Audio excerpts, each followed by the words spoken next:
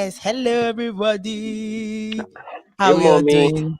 I know. Doing We're great. good, we're And good. so Anukunza, I'm live today, Congratulations. on Instagram. I'm live on Instagram, so please come on.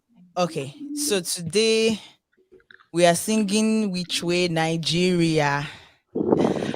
And but thanks to everyone, as usual, everything that's been happening the last 2 weeks have just been hitting us. And there's a Yoruba word a term that they will say that part of a fight is suddenly ara ijalo Gigi.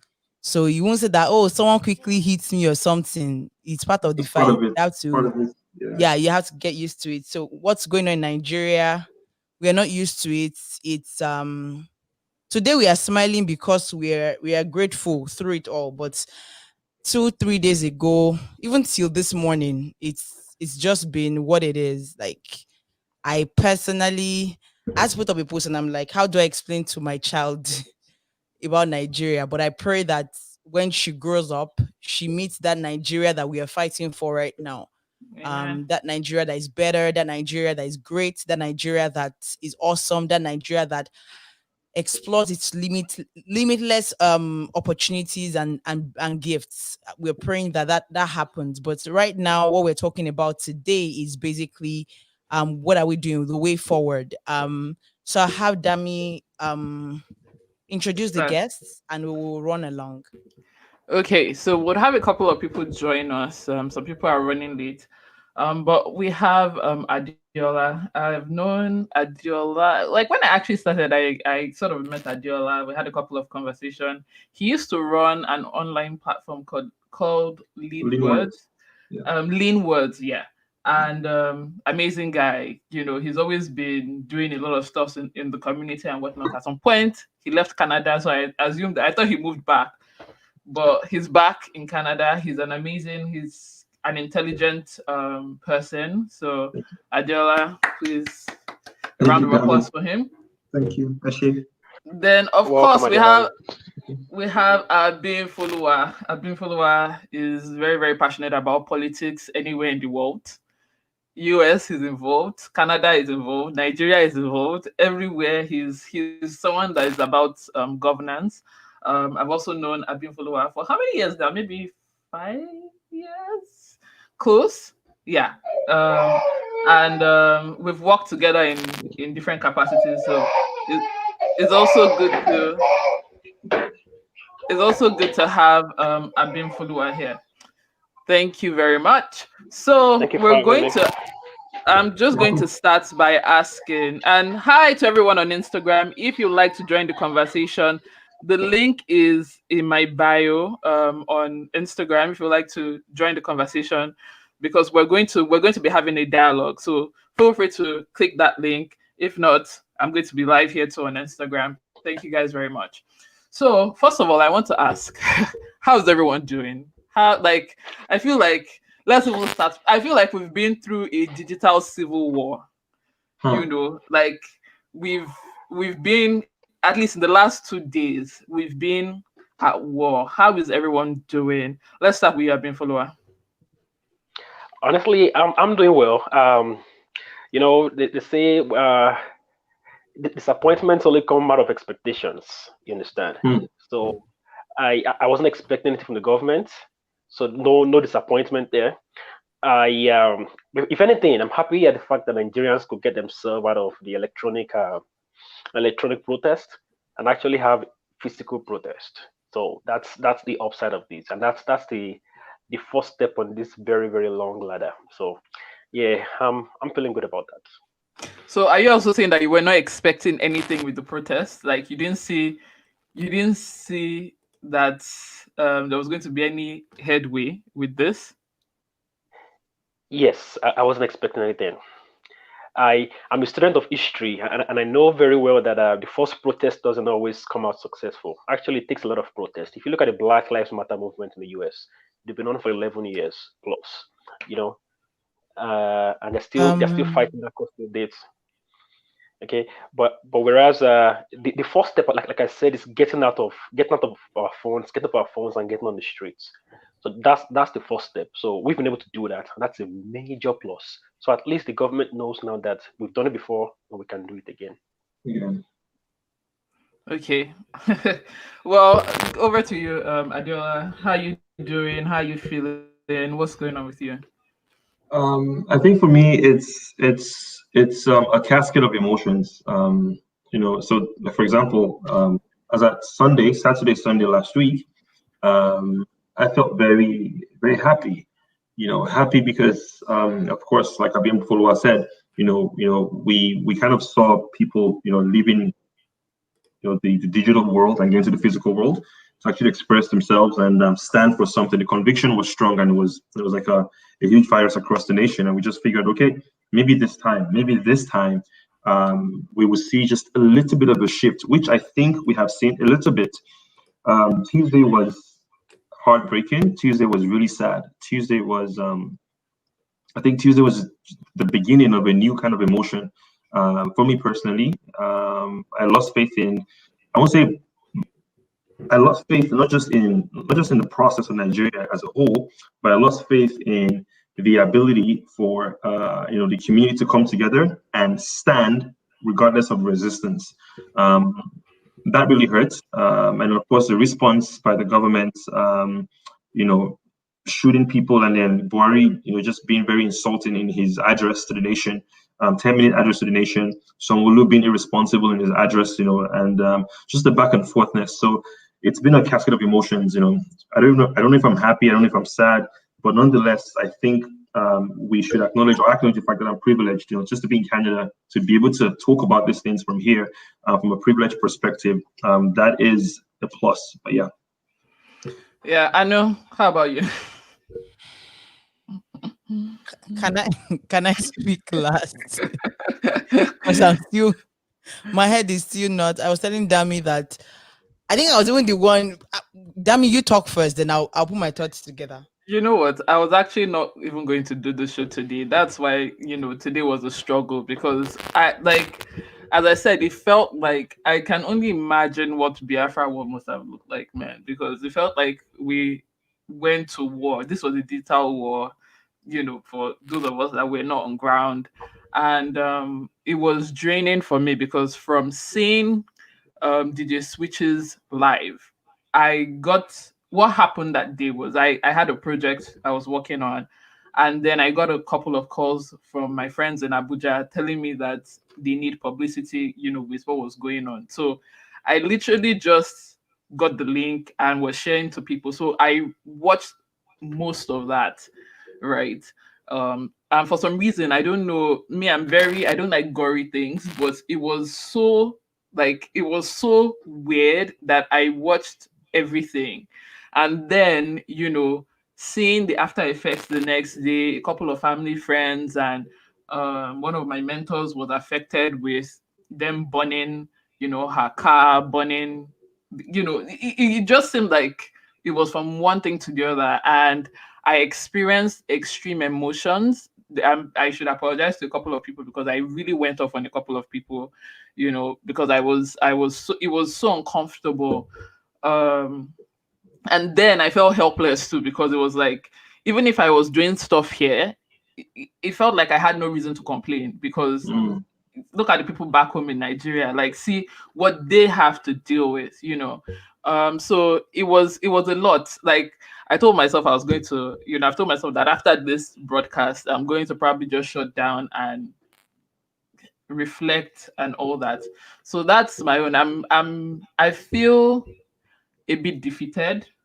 I feel like I feel a bit because for some I thought this was it. I'm not saying that the battle is over or anything, but I expected so much. I was looking up to the President Buhari's speech, and before we've had the conversation. I don't know why, but for some reason I was just like, this guy is human. Like he has to at least, and as I was watching that speech, I was like, eh?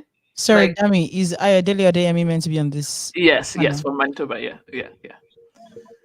Hello, sir. Good evening. Good evening. So, guys, this is Senator He's popularly called Senator. He's all the way from Manitoba. And good evening, sir. You're welcome. So I'll come back to asking you what the question was, but just so that you're aware, we're talking about um, how we're feeling. So yeah, so that was it. Like I felt a bit defeated. I felt like I'm not really sure what I expected from all of this, especially considering the fact that we didn't have a strategy. But I was very, very hopeful. So yes, sir. So Ayo, Senator, what do you think? Like, how do you feel first of all? Like, as I said, it feels like we've been through a civil war. How do you feel with everything that's going on? How are you doing? Well, good evening, everyone. My name is AY. AY, the senator to call me Ayadele.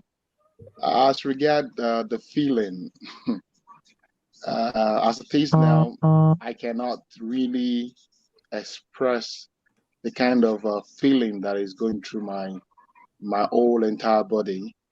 It's a mix of being sad, being disturbed, you know, as if something has eaten deep down into my soul with the state of the country that is our own dear country, Nigeria. I might be a Canadian now, but first of all, I'm a Nigerian before being a Canadian. And no one can forget where he or she came from. My heart bleeds. My spirit is downcasted. I cannot sleep. I still have siblings, over there in Nigeria. I have friends. Um, some people are saying something that I saw online for the past 2 3 weeks. I was in Nigeria last week. I came back last week. 2 weeks ago, I had my mom's burial. So I saw the old thing. My wife was begging and praying, please don't join this thing because I know you. I know what you do way back then. We know that I'm always in the front line agitating and looking for a better life for people, not just for myself, for the community and for the whole entire nation. And it is what it is.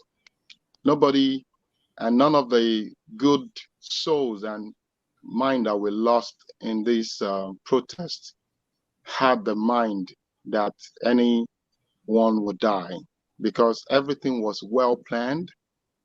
Um, it's a peaceful protest.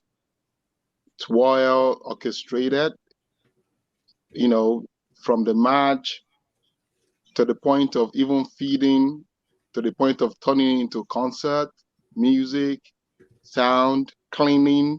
Everything was well done until our evil politicians infiltrated the entire, line with their hoodlums. We have two set, like someone said that I read online, I heard we have two set of youths in Nigeria. Those ones that are the good ones, they are the builders, the one that felt the pain of where the country was supposed to be and took it upon themselves to rise up, to challenge the authority, to say enough is enough.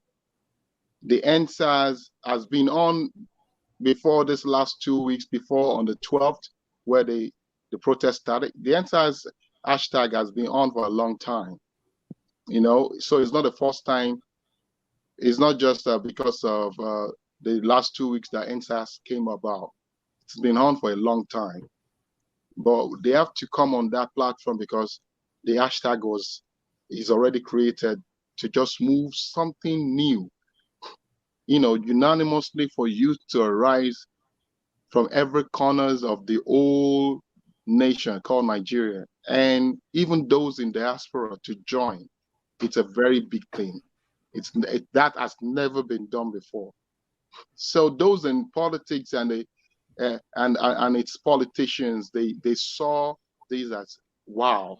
They never emphasized that it could be this bad, it could this united, and now that gave them a feeling and gave them a point to like we need to quench this fire.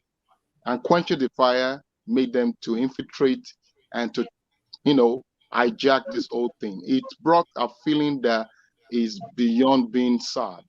It's a feeling of being like, are you going to give up? This is a feeling of a lost battle, but it is not yet over because we are not going to back down. That's my feeling. Thank you so much. That's a lot to unpack. We'll go back to that. But welcome, Miriam. Miriam is in Brampton.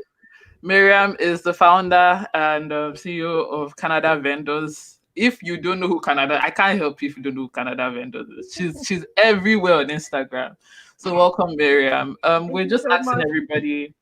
We've been through a lot in the last couple of days. I wanted to know, how are you doing? How are you feeling? What's going on with you? Like, how are you processing all of this? Okay. It's been very tough. Extremely tough. At a point, I had to switch off social media. Like, I had to stop myself from watching some of the videos because I'm someone that I'm very emotional. In my quiet time, I usually have a playback. If I watch too much, I know it's going to disrupt a lot of things. And I had an exam on the 20th. I had an exam that I wrote that day. So I was like, in order for me to be able to concentrate, I needed to unplug from whatever is happening. So it's been very traumatic. And sometimes I just wonder what in the world in 2020, whereby so many countries all over the world they're celebrating great milestones. Nigeria should now be in such a disreputable state whereby innocent lives. I was reading through the names of the victims, checking their ages. I have siblings, I have cousins. I myself have been a victim of police brutality, but not SARS, but the black, the ones that were before they changed it to blue when they were still wearing black. So I remember, So I remember then, as a fresh year graduate from the law school, I was posted to the criminal law department of the law firm I served. So every week I was always at Force CID. That's Panti. I don't know if anyone knows Panti. It's in Ebute Meta. So I'm always going to Panti twice in a week to follow up on some criminal cases we have, especially if we have clients that have been locked up or clients that are going through they're being investigated. So going into such facility as a young girl, then the times I get sexual advances from policemen that are supposed to be doing their job, that and they are being paid taxpayers' money. The whole institution was a disgrace from the top, like the top officers to the lower level officers. It's like they act in such disgraceful manner. They'll talk to me anyhow.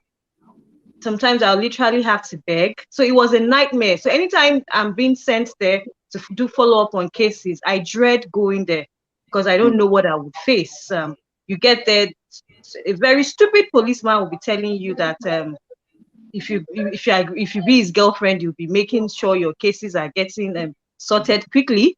And I always tell them that, do you realize that I'm a lawyer, I'm here, I'm doing my job, you should be doing your job as well. And I see the way they bring in accused. I know the times 57. I shouldn't say the law is your presumed you're innocent to you're giving a guilt verdict. So most of them, I presume that they still have ongoing investigations on their file. But the way they treat them as if they've been sentenced to prison, like they treat them like animals. The cells, the place is highly,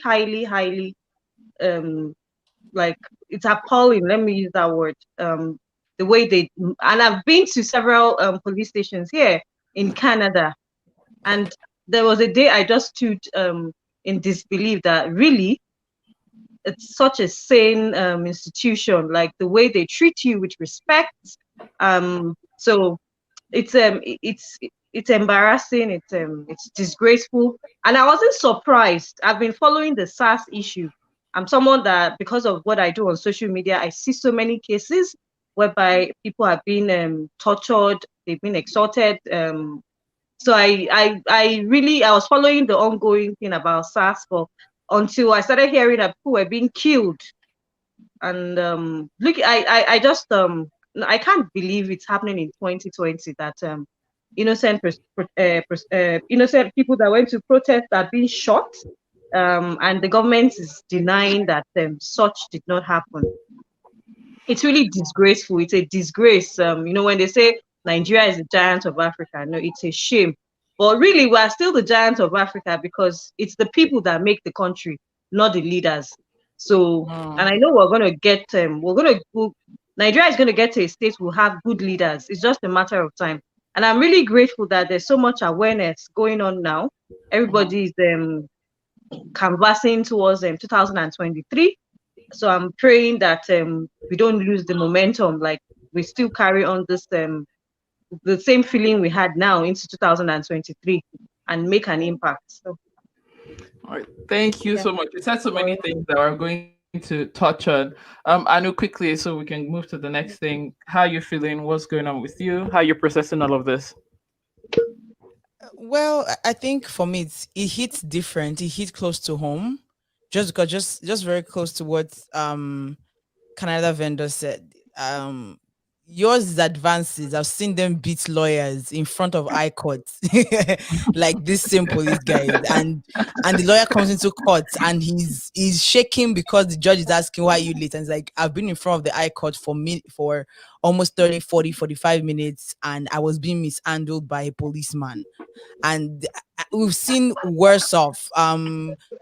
I worked at a firm in Nigeria then, and they told the woman that, oh, don't worry, you know what, just give us a particular percentage and your clients will never like sleep in the cell, and lots of it. So you're trying to find and there are some lawyers that also aid them too. Let's not lie. Yeah, I know. Everyone is part of the system, everybody part of the problem. But for me this past week, I think I was just numb. That's just the feeling. It was numbing. I think what lifted my experience, the very dates the shooting happened, and Nathaniel Bassey was like, you know what, let's do an Hallelujah challenge and just thank God. In all things, give thanks. I think that was the only thing that raised my spirits. I don't think anything else did. When it comes to the shooting, I know that Nigerian leaders don't value, most of the Nigerian leaders, the corrupt ones, don't value lives. So it was not, I don't know why people were shocked at the pre-recorded speech or the pre-recorded written by another person who has no brain speech. Like I didn't understand why everybody was like I slept throughout that speech, and I woke up and I'm like, what did he say? And I'm like, oh, okay, because I know that you've never seen any form of empathy. If it was cattle that they killed, you would see how he would react. You would see how he would do stuff, right? So for me, I feel like I was just numb throughout. And for me, it was my own job. I felt like my own job was just to call most people in Nigeria, hope you're good, my friends in Lagos, my friends in, because they killed some people in Ibadan. I think about 15 people died in Ibadan also. So I called a couple of people. And for me, I knew some of my friends like Dami Adeni that they are hard when it comes to things like this. So I'm like, you know what? Just let's calm down. Just let's calm down. And I think that's what I told her throughout. So I think that it's good that we're talking about it. It's sad that other countries, I feel like it teaches me, or it should teach Nigerians the lesson that we don't need help from anybody. We need to realize that we don't need help from anybody. Oh, why didn't CNN carry it? Oh, why didn't this? But our local media were not even giving us the right information. So what did you want CNN to do? Like, they were busy talking about Trump and debates and stuff. They were not bothered about you. And it's the truth. Nigeria can never be a priority to another country when Nigeria is not a priority to Nigeria, right? And for me, my capture was Nigeria killed Nigerians. That is just it. It's as simple as that. So for me, let's stop that colonial mentality of abroad help. Let's start to see there's so many people. We organized over 40 million and it was well disbursed. Like, when we will wake up to understand that we have all the hands and resources and all that, but my issue is the divided agendas. If the agenda is the people, if the agenda is what the people want, if the agenda is good roads, health, everything that we need, we won't be talking about division or whatnot. So I think it was just a mixed norm emotion for me. That's just it. Yeah. Well, you've said a lot. All of you have sort of thought about some of the things that we'll talk about, but I want us to talk about, in hindsight, let's look at everything that happened and be objective. What could we have done differently? Like, what could have happened differently? Looking at what were the mistakes, what were the things that we could have done better, from your point of view? Because at some point, I would say that part of this not working, we have a part to play in it too. Should we have had a leader? Should we have been more organized? Like, what do you think? So, Adiola, let me start with you. What could we have, like, in just a few things? What do you think we could have done better? That's a very interesting question because I wouldn't say I have an answer to that. I think everything we did it organically. The protest happened not because one person said, "Hey, everybody, we're going to protest today." It was a lot of people at the same time saying, like, "Listen, we've had enough of this nonsense." And if we studied, a lot of the reports that came out of global indexes during the COVID period, it stated that a lot of countries would see uprisings because of COVID. So as a result, COVID would directly impact lots of strained economy, and you see uprising. I think for the most part, there could have been a leader. No. Sorry, I'm getting a feedback. No, you're good. You're good. Okay. I think you're good. It's Right, the thanks. stream on Instagram. There should have been a leader. Maybe not one, maybe 2, 3, 4, 5. We had leaders. Abudu did a fantastic job. The lady, I can't remember her name, starts with a Y, Yusufu, something like that, did a fantastic job as well. Aisha Yusufu. Aisha Yusufu, yes, thank you. But in hindsight, we could have had that face to say, listen, yes, I won't negotiate with you personally because that's what they wanted. They wanted it to be organic and all that stuff. Mm-hmm. But there could have been phases to it. The minute you see, okay, people are already protesting organically, it wasn't controlled. But then our response as young people was very immediate. It put the government to think. We saw something happen, we mobilized ourselves ASAP, we responded to it. Now, in that process, it could have been, okay, what's the plan with the protest? Because by itself, anger is not self-sustaining. What do we expect to do going forward? And the minute we had that energy, we had the celebrities, them Davido was going to meet with the IG of police, Whiskey tweeting, all these things. Okay, that was a level to sustain. You know what? If we have these people here to put their necks for us, can we amplify that? And let's start putting things in context. But I think everyone was just kind of sucked into that surprise that we didn't really have time to think about it. One thing I want to point out is Nigeria has maybe 200 million people, roughly. Last time we did census, God knows when, and we don't even know what's happening. Okay. 4 million. What? 4 million and counting. So 204 million? Yep, yesterday's figure. Counting. And to be fair, I think I could be wrong, but about 40% of that number, or let's just say a sizable number, are not on social media. They're not. So the ones we see on social media are, maybe the privileged 30, 40 million people. And that number is packed. The rest are from diaspora, but I'm saying within Nigeria. So when we now mobilize a thing like this, or there's anger and anguish, and we're united in suffering, because so the unity, suffering, poverty, hardship. That's what united everybody in this thing. So some may not be poor, but some were suffering. Your traffic is suffering, this is suffering, this is suffering. But then those not on social media should have been mobilized as well. Because it's hard for me to say, okay, you know what? It felt like an elitist riot. You know, those who were educated, those who knew what was happening were the ones protesting. But then the average man on the streets will see you protesting and be like, you know what? I'm bored today. I have nothing to do. There's free food and there's vibes. They join. But they were upset too. Don't get it wrong. They were upset too. But the direction was missing as to what to do. Now, over time, of course, the government, being more experienced than we are, saw it as, okay, well, since these people online are protesting, how about those offline who don't understand what is happening? We'll just tell them, well, it's the Christians protesting against the Muslims, or the South protesting against Buhari. Whatever you want to spill to these people, just to, you know, sell discord. So I think in hindsight, we could have been more strategic. You know, yes, it's organic, it will happen, but in that process, simultaneous events, you know, it has the phase 1, phase 2, phase 3, phase 4. We saw phase 1, phase 2, phase 3 of the government. The phase 1, we saw it, you know, it was everybody go back to your home, stop protesting.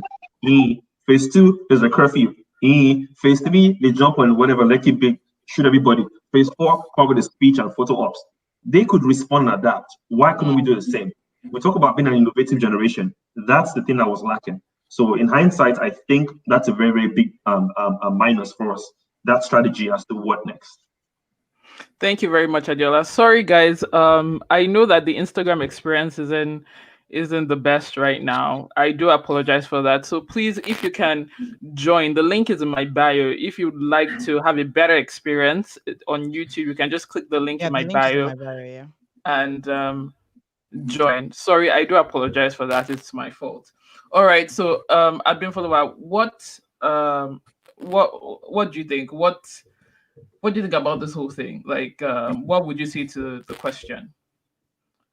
Well, Danny, I promised me to go back a little bit into history. Okay. So it's when I say promise me, I mean for an extended period of time.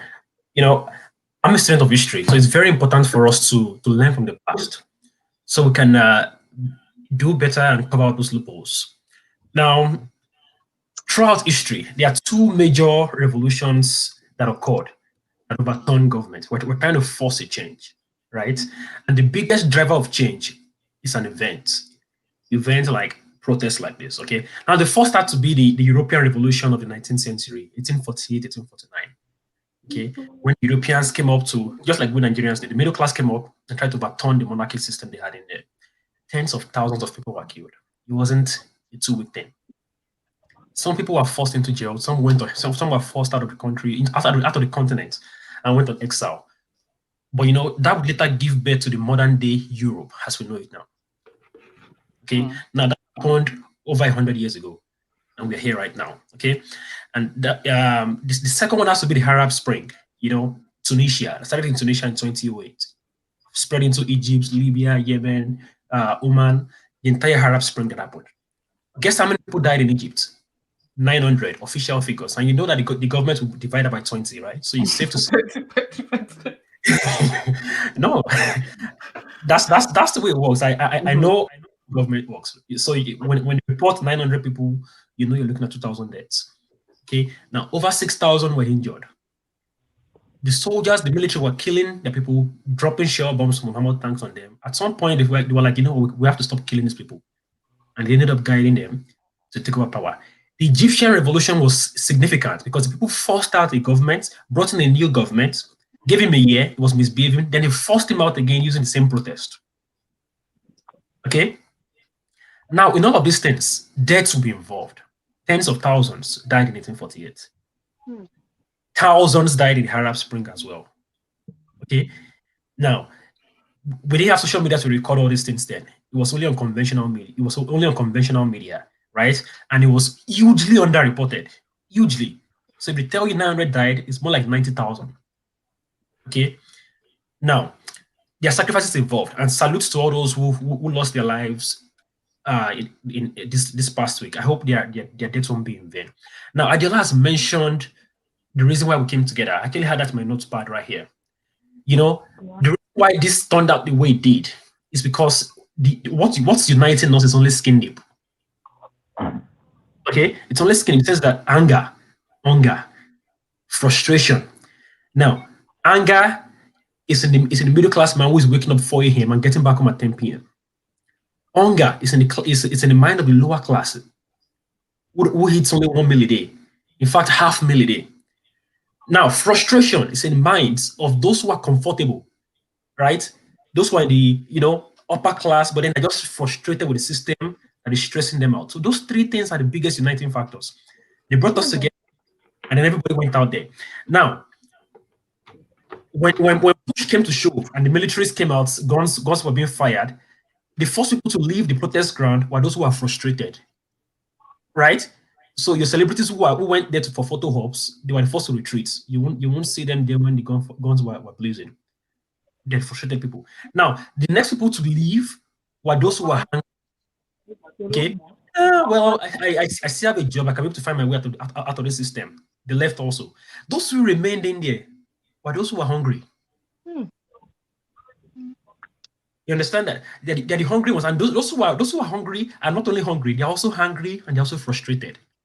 You'd never hear any high profile person that was shot dead or even injured in that protest. But people who pass who are killed are those who have no names. And by God's grace, we'll remember those names at some point in the near future. So, so basically what united us was skin deep.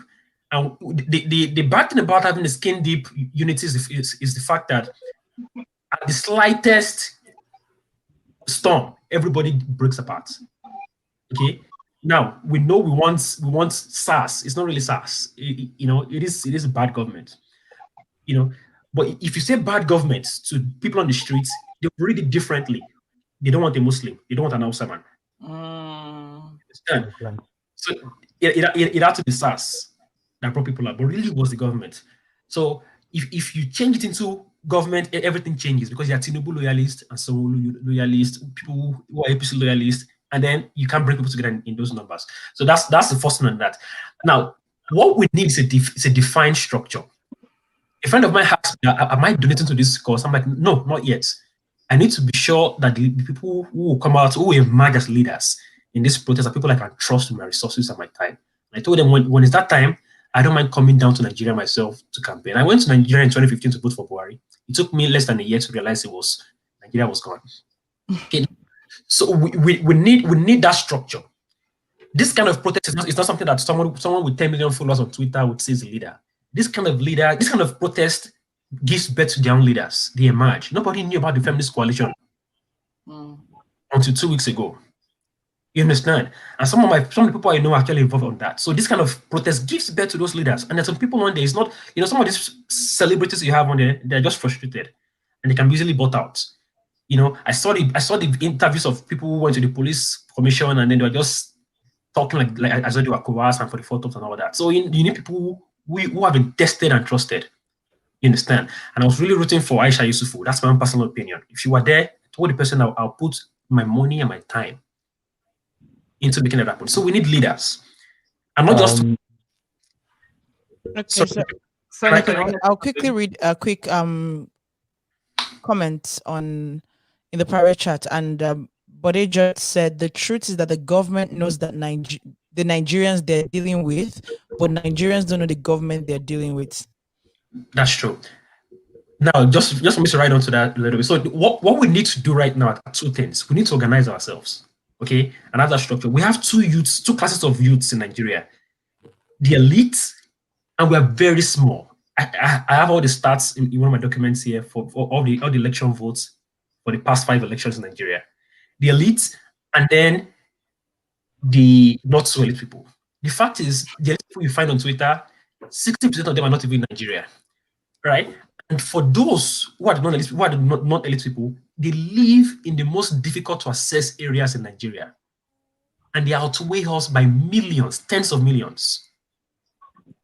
You understand that? I know this because I've been in some of the most rural areas in Nigeria. And these people only listen to their radios in the evening, outside in the morning, in their local language, their local dialect. You understand that? So it's easy to manipulate those people. So what do we need to do? Those of us who are educated need to work closely with those we've looked down on for so long. Those riffraffs. We need to work together with them. and start grouping ahead of 2023. It's a lot of time to make that happen. Form a political party as well. What do we need to do next? We need to leverage heavily on media, not social media. Social media voters don't vote. Lagos had less than 900,000 votes in 2019. Less than 900,000 votes. Buhari had that same number of votes in Kaduna alone. Only Buhari, not even Kaduna. You understand? So forget Lagos people don't vote. You understand? Let me say Lagos. Yes, Lagos had 9.58 million votes combined for Atiku and Buhari. And in Katsina alone, Buhari had 1.2 million votes. Let's not count Atiku's one. Atiku had 300,000 plus. You understand? So the point is the entire Lagos vote is less than what Buhari got alone in Katsina State. So nobody can think about Lagos people. Don't take them seriously. Lagos is not Nigeria. Okay, so sorry, Dami, okay. Now let you finish. we need to leverage the media, radio, television, social media, billboards, pamphlets. Nobody was sharing pamphlets or educating people in those protests. Radio in local dialects, paid for those, put billboards on every corner where they can be, sensitize people and educate them to do the needful and come out to vote together. Thank you. I've been following. You came with the stats, man. Like you came ready. Senator, you had something to say. Yes, you can go ahead, Senator. I want to first thank I've been follow Lale for that insightful analysis and numbers they were giving. Adiola said a lot of things also. One thing I want us to realize is this: we might say that there were no good leaders. Can we hear me right? Yeah, it's just a bit muddy, but we're hearing you. Yeah, a bit muffled, but We might say this now that we don't have leaders during this protest. You see, the kind of government we are dealing with in Nigeria is not like in any part of the entire world, not in Africa. Nigerian leaders are not just wicked, they are devilish. They have no heart. They don't care about anybody's soul. We're talking about people that swim and bathe in people's blood just to get to the position. You don't understand. There's no quantification to what they can do or undo. In my own days, while way back in Ife, I've seen war between Ife and Modakeke, politically instigated war. It is not as bad as this. When you get to a point, they will withdraw. In the medical school, then I will go there just to help. Nobody will shoot you. They will not shoot at you. They know a line. There is a line they're going to draw. But things are different now. You see, these people, they knew what they wanted to do. Look at how they started. Removing the CCTV cameras first, that tells you they're onto something. You were saying the elite were not there. That is not right. Numbers of elite were still around there that have dedicated today, going forward, if we are going to die, let us all die here. We are not going to move. They thought they are dealing with reasonable leaders. They don't know that they are dealing with devils. I said it then, I was commenting and sending to DJ Switch and to some, Mr. Igwe is a friend of mine that I hope you are not there. These people will start shooting. Said she knows she left. These guys, they knew what's going to happen. They all left. But those that still have the heart, we have a lot of doctors that are friends that were there, that we worked together at Bagada General Hospital, that worked together for private. They were there. They didn't leave. So it is not totally out of place for them to stay, trying to call off their bluff, but not knowing it is not a bluff, that these people have no heart. So how can you quickly have a leader at that time? Nobody can come together. You know, when you are hungry and you are hungry, and then you are now frustrated, you said it perfectly. The whole thing came together. It is not only those that are not having money that are hungry. You are hungry of even having life 24 hours. Can we just live in peace? You are hungry of just good security. You are hungry of just living basic life just to be okay.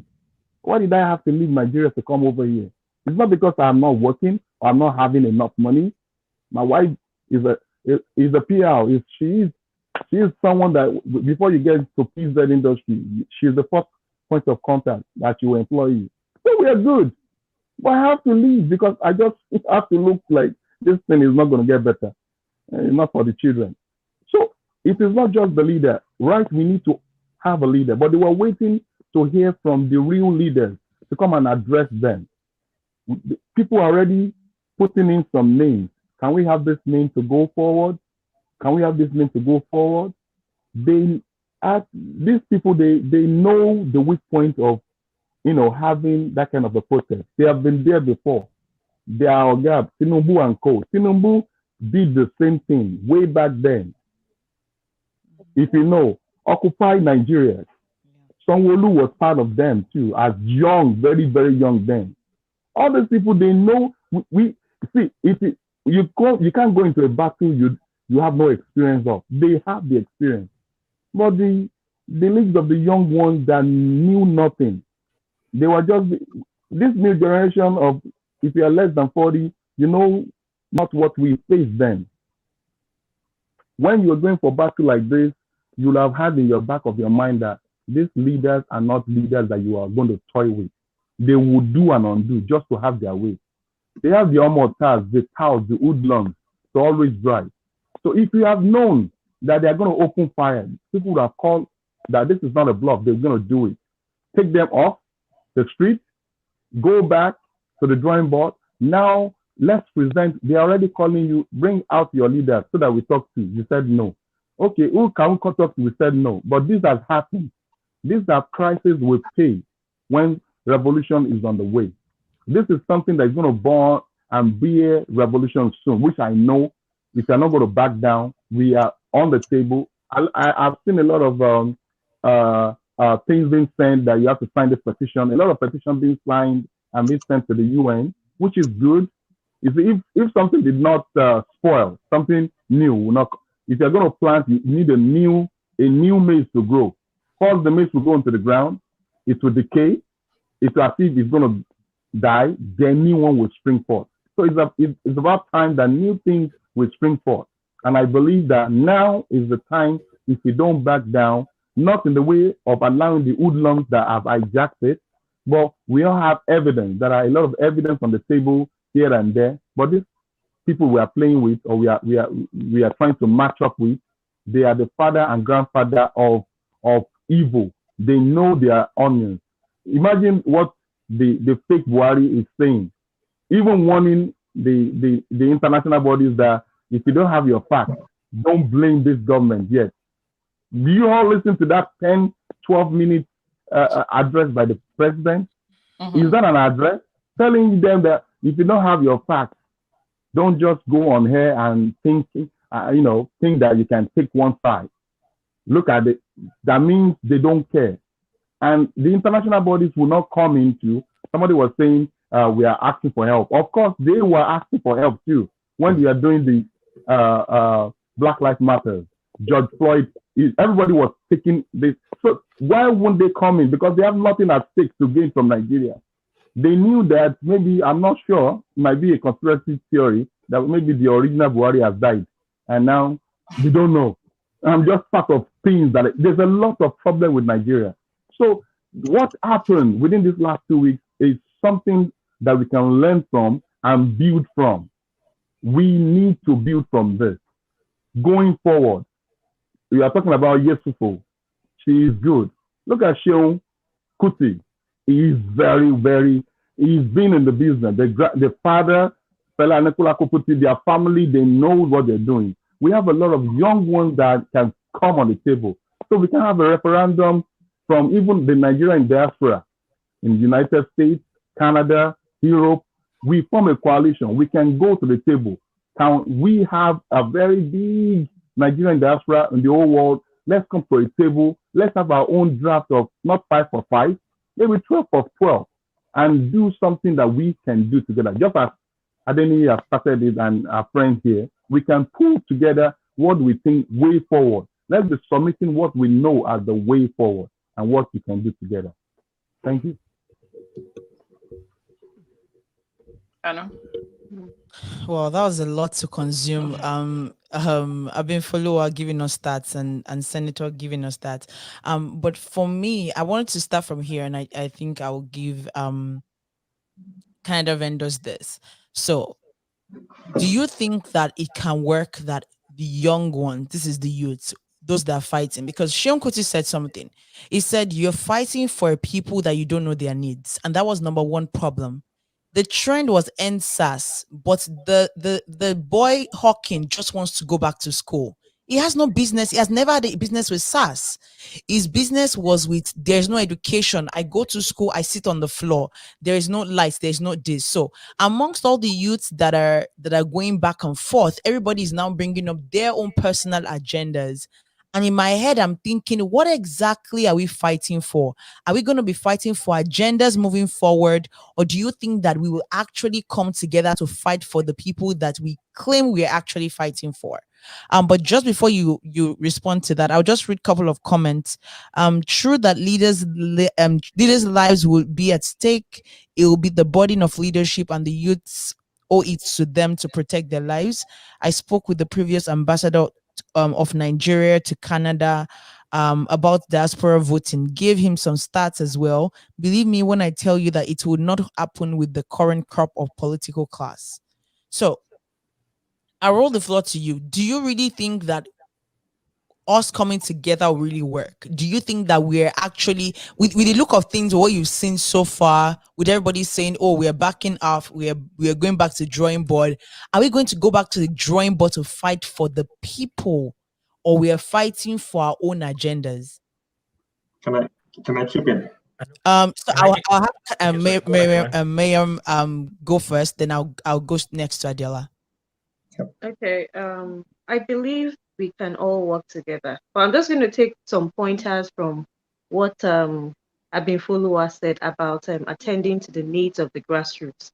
That the population of Nigeria is not about us on social media. And the reason why is because I'm from a state, I'm from Kwara State, which is under North Central. And I know how these people operate, the other tribes. Once they say, yeah, Matafe, I mean, there's one language they say, they all go. They don't even wait for the last the first command takes them on the street.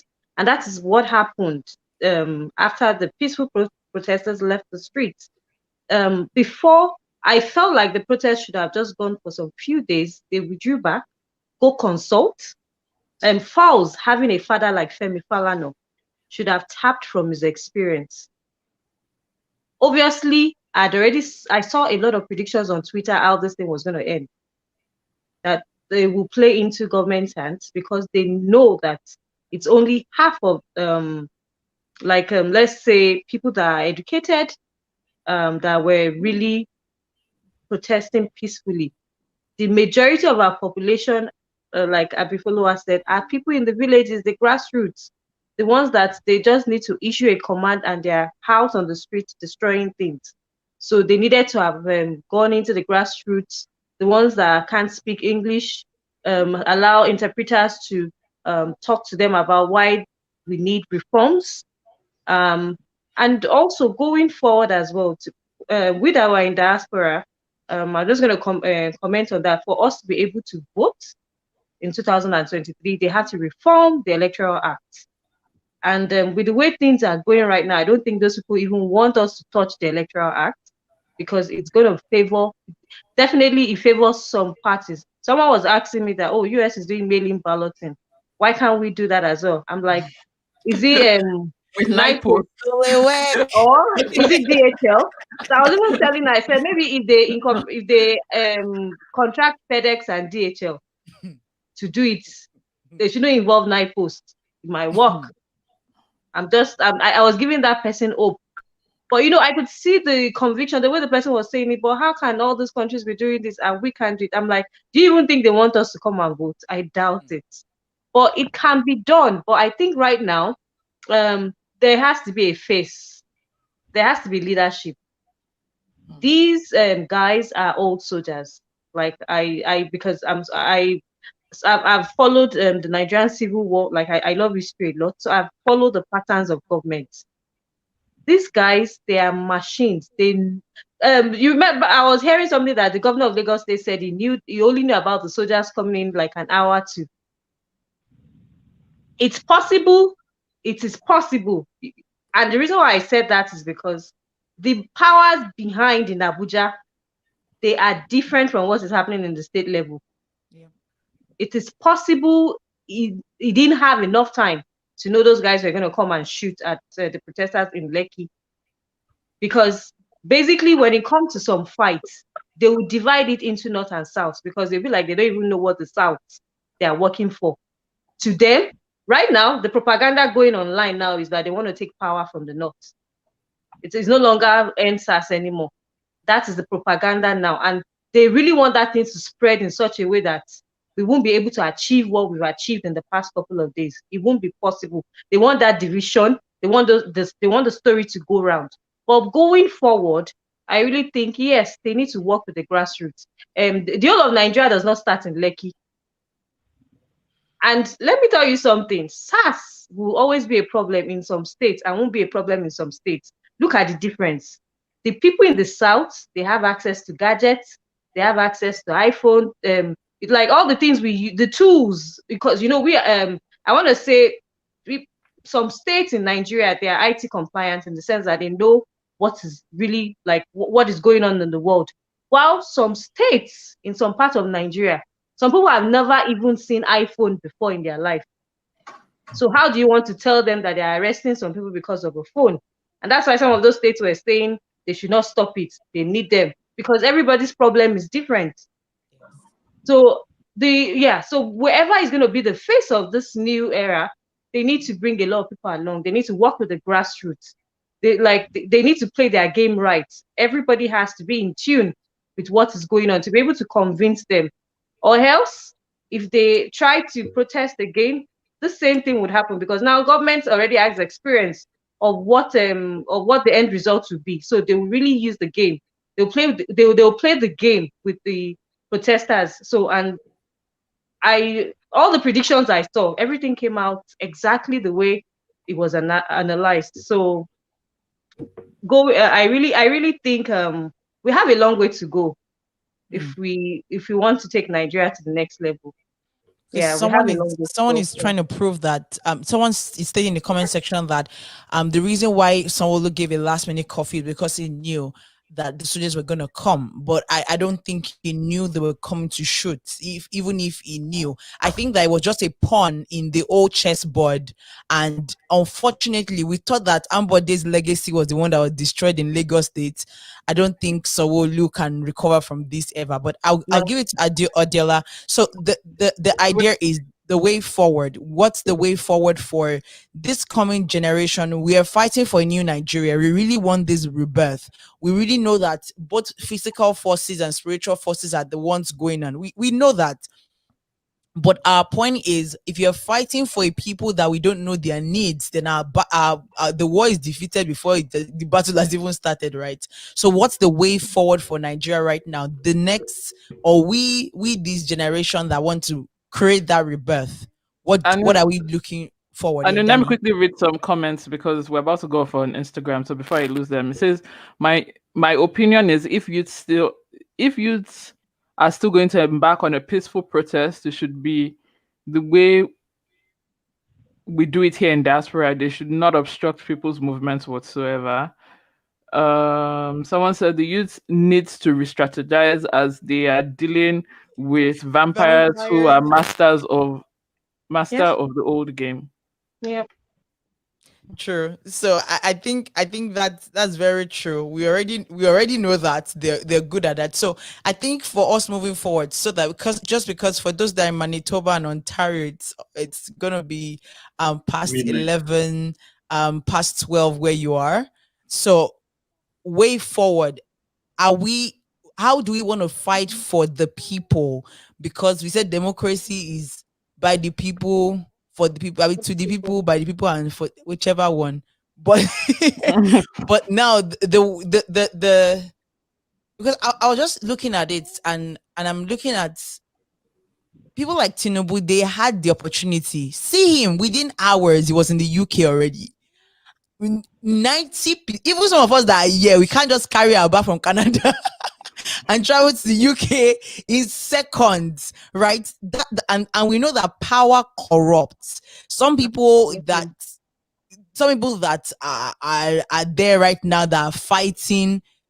Some are fighting for their pockets, but Sean Kuti said something which, for me, he has a brilliant mind. He said that his plan was, before the shooting, was to do a town hall meeting, which I felt like we should have done, not a concert. Not, yes, I understood the prayer walk aspect, which was the spiritual mandate. I understood that aspect, but I didn't understand the concert, because I felt like we should talk to the people that have left their houses and have come to that place to say, what is going on?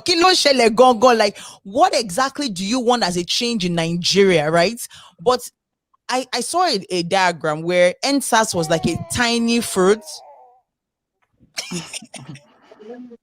NSAS was like the tiny leaf, and the roots had all the main problems. So we were just broadcasting NSAS that was, NSAS. And I agree with Miriam.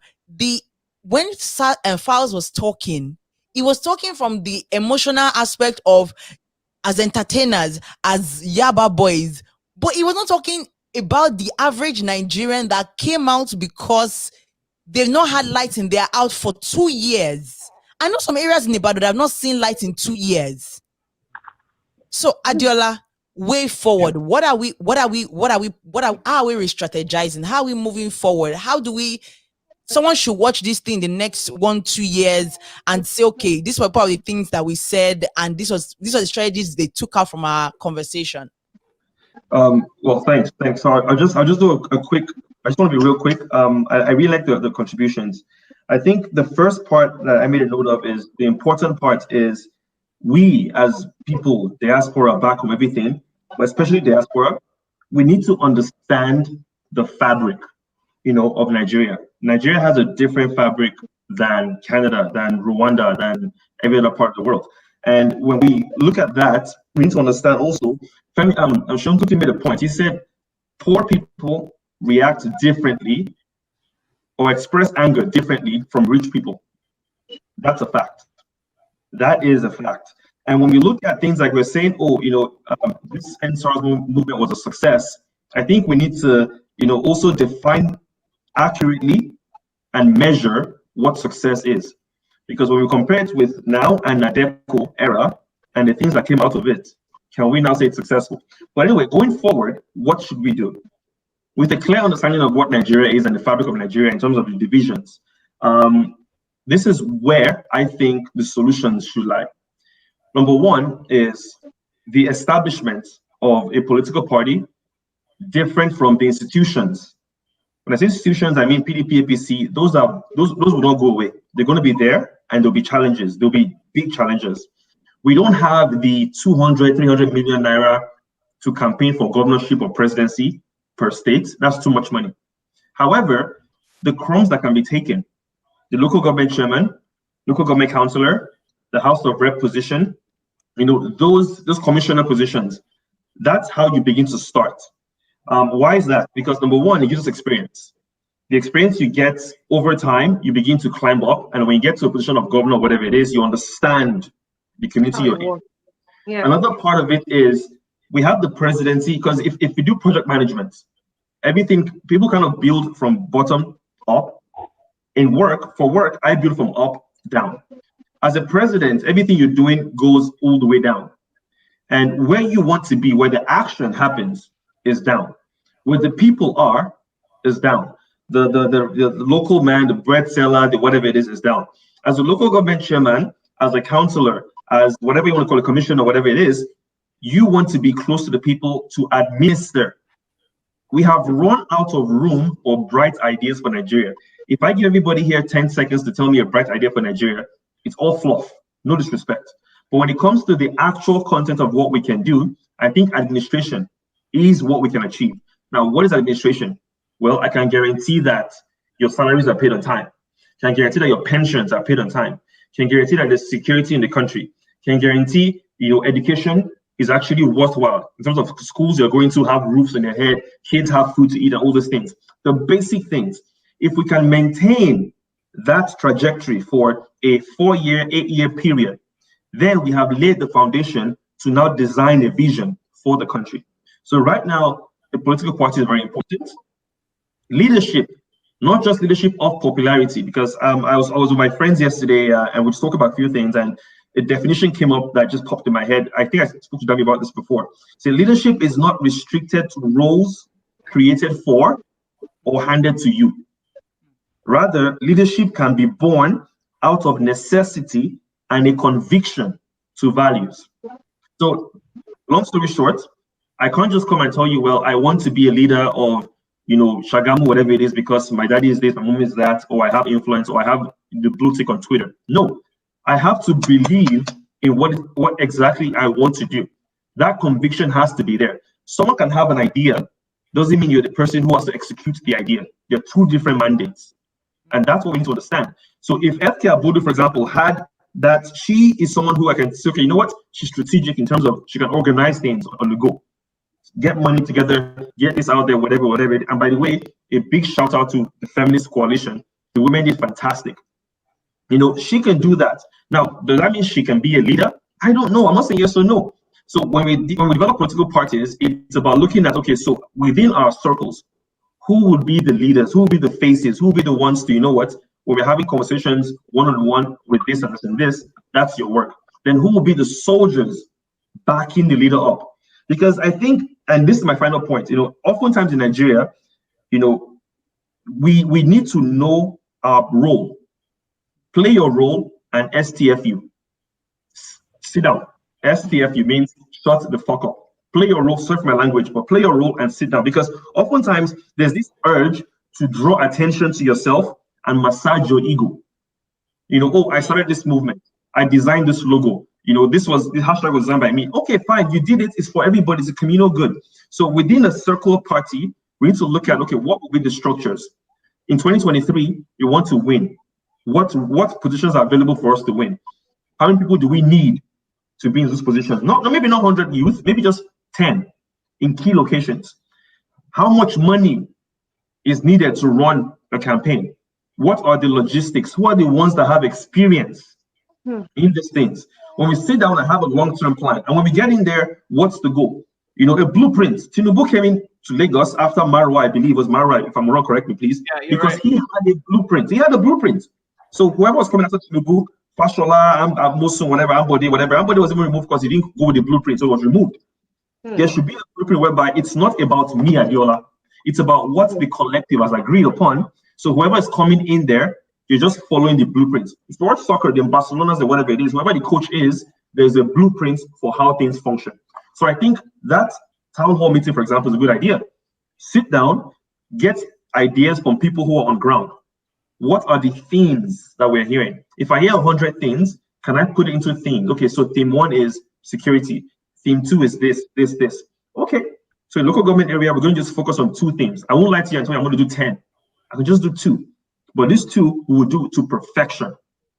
That is how you build trust. That is how you build longevity. That's how you build grassroots movements. And that's what we need going forward. That strategic conversation. Thank you. Thank you very much, Can I Adela.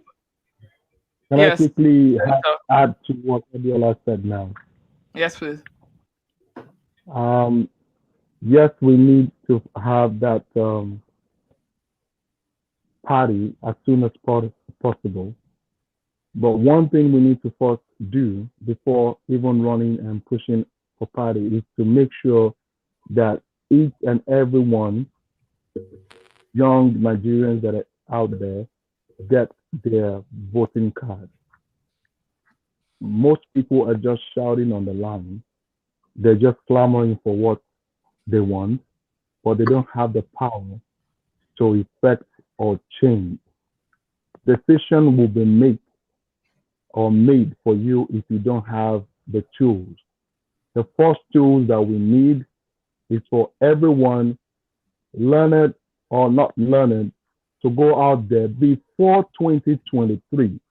Between now and next year, how can we advocate, how can we preach the word to people down to the rural areas to make sure they all get their voters card. You can even be in the secondary school when you're 18 or 21. We have people that are still not yet in the college or yet in the high institution. They don't have their voters card, but you see them clamoring or talking on the street. You don't need to be an elite to vote. How much pressure can we put on ourselves to now tell, if you get your voters card, say yeah. Once we get that done, then we move to people having the party. Last year, I think Banky W tried to do something. He tried so hard, but he's surrounded by big alligators. They swallowed him up. Look at how, if you all see what he did, he couldn't achieve it. Yeah. With his popularity, with everything, we're having a party, nothing. We're talking about these devils in Nigeria. Yeah. So that we have a lot. First thing first is not people clamoring and shouting your name. That is the power we will need. Even if you are in a particular party, you can still decide with your voter's card. Then we give them the confidence that now we have a party. Now you have a voter's card. Now we want to push this person up. Then we can now follow the blueprint. That is the first thing. Then we need to now go ahead to preach and to let people that are not elite understand the need to follow not this pattern of godfatherism that go and destroy. Once they tell you that, collect their money, but don't go. Let's stick together. We need to, you see, all these Omotas, all these South, NURTW, there are some people that I went to school that is because of frustration, they couldn't get jobs, that they joined to be a driver, and we can reach them. All we want to talk to is not their physical body, but their soul. Yeah. Once we do this, we will gain fealty, we will gain their empathy, then we will get more people to ourselves.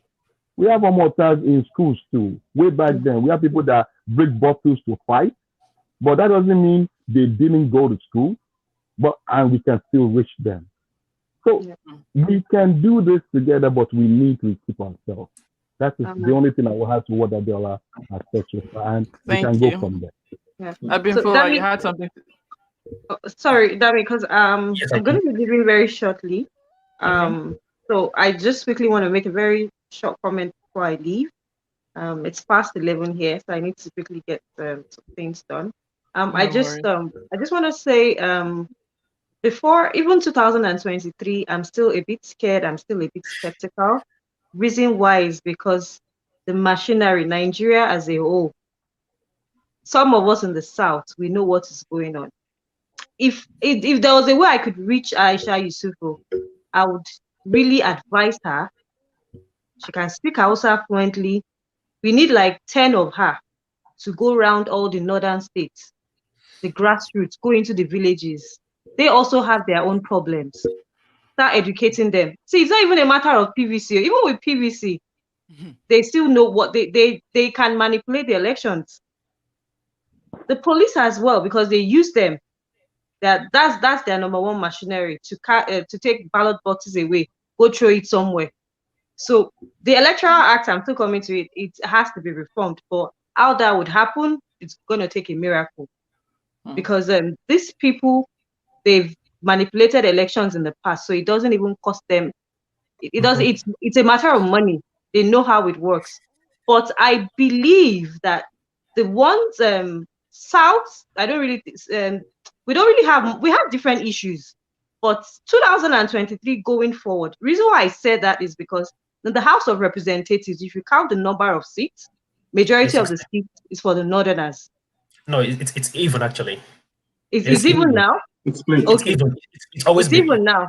Okay. So I thought they had a majority, because if any resolution is going to be passed in the House, we need a majority. So yes, we need to go into the grassroots, all the local governments in Nigeria, language by language. Everybody's issue needs to be addressed. The issue in the South is different from the issue in the North, and we need to carry them along. So if they are not brought into what is going to happen in 2023, we might as well sit down and just be looking. So I have a question for you. Sorry, I have a question for you, Miriam, if I yeah. can. Yeah. When we say everybody being carried along, right?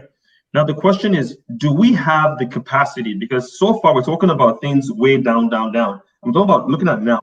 Do we have the capacity to mobilize South, North, and all of that effectively? Or should Yes. we be looking at, you know what? Let's start in blocks. Let's get this few blocks sorted out. Let's put our foot in and say we own these blocks. This is ours. Then we can begin to spread out and build on. How would it happen? Miriam, That can be done as well, but because we operate a federal system of government, Yes. see, if we get some blocks sorted out, everything still boils down to the central. If the central is shaky, we'll just hold power in those small blocks. So what I'm saying is, now we can identify some key figures in some other blocks. Rome wasn't built in a day. We can't get, say for example, we need to cover 30 blocks within 4 years. We can't get all the 30 sorted out. But we already know that some blocks already have some stronghold. Yes, we can focus on that. But as much as we want to focus, now I want to go into the tribal issue. We can't be saying we're sorting blocks in the south and we're leaving the north. The longer we leave them, the more problem that will pile up. But now we already identified key figures in the north that we know if they get the support, they can start gradually. So as the South, because let me tell you something, fine, we know some of them are not on social media and all that, but as the South begins and the West begins to get strong, it sends another message to them that they are being left out. So Miriam, as much as can I interject you? Okay. Can I interject you for a minute? Please, I'm just going to beg you to just stay on a little bit longer. I noted the point you're trying to address from my dear last comment earlier on, and I'm glad you reinforced it again because I was going to address this originally. You know, back again, pardon me, I like history, okay, because I believe it's still the only lesson we have and experience from the past. I would fault the idea of going by blocks. There's a reason why Buhari has been contesting for presidency since 2003. Buhari will get 6 million votes in any election. 6 million from 2003. Because why? He was running the Northeast. Okay, so all those 6 million votes were constant. So he had that block on lockdown. At some point, it became violent in 2011 that they were killing the Southerners because they felt they've been voting for this guy for too long and he keeps losing. Because to those people, Nigeria hangs in the Northeast. You understand that?